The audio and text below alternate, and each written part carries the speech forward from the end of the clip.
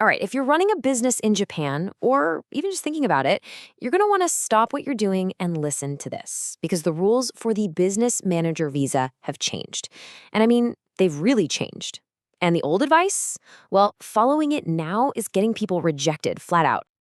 And look, this isn't just some hypothetical scenario. These are the real stakes. This is what's actually happening to people who are following outdated advice in this brand new environment. We're not just talking about paperwork anymore, we're talking about your entire future here. For years, the thinking was pretty simple. Just register a company, get an office space, and your visa renewal was more or less a sure thing. Well, let me be crystal clear. That way of thinking is now incredibly dangerous. It puts you on a fast track straight to rejection. So here's the absolute core of it all. Japan's Immigration Bureau has completely shifted its focus. They are no longer just ticking boxes off of a list. No. They are now doing a deep, critical dive into whether your business is real, whether it's active, and whether it's actually contributing something. This new way of looking at things really boils down to two fundamental questions, two big ideas that immigration officers are now asking about every single application that crosses their desk. And understanding these two pillars, well, that's the key to everything. So, what are they? It's these two words right here: substance, or shikaku togose, and suitability, sotose.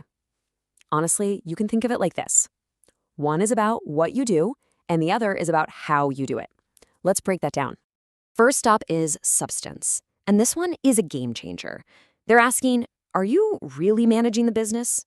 Are you making key decisions, negotiating contracts? Or did you just put your name on the paperwork and you're letting someone else do all the actual work?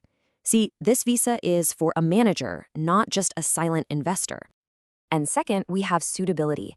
This is all about your credibility. Are you playing by the rules? Are you paying your taxes on time? Is your social insurance handled correctly? Immigration sees all of this as a direct reflection of your character and whether you can actually be trusted to run a business in Japan.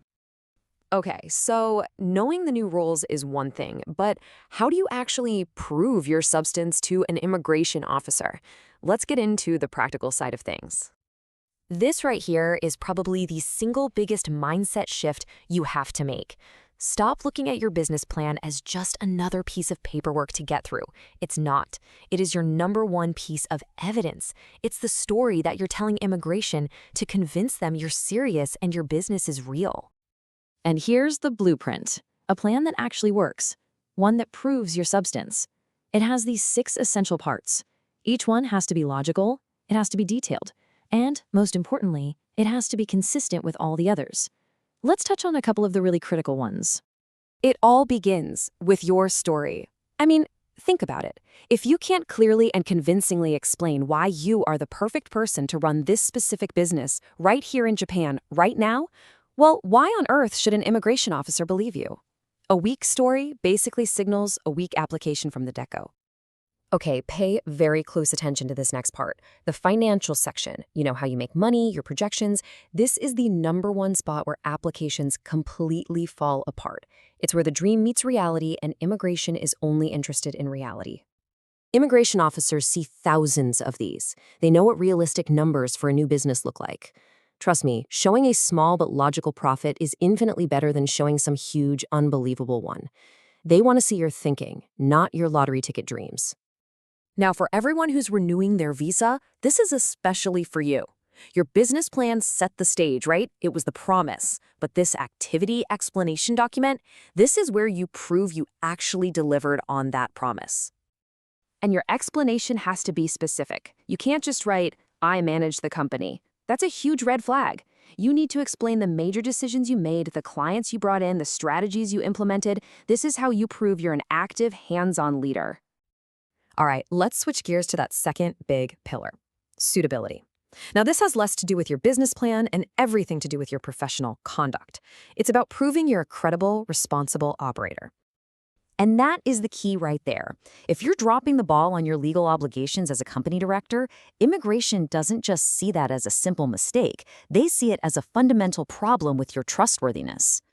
And here it is, the non-negotiable checklist. Immigration will verify all of these things. Are your corporate taxes paid? Are your personal taxes paid? Is your company properly enrolled in social insurance? Any gaps here are going to raise some serious doubts about your suitability. This quote absolutely nails their mindset. They will cross-reference everything. Does your business plan match your tax filings? Do your activity reports line up with your company's actual performance? You see, they don't just trust what you say, they trust what all the evidence, looked at together, says. So after hearing all these warnings, you might be wondering, what is the actual path to success in this new reality? The truth is, it's actually very straightforward. It just requires a whole new level of seriousness and preparation. This is the real reason behind all these changes.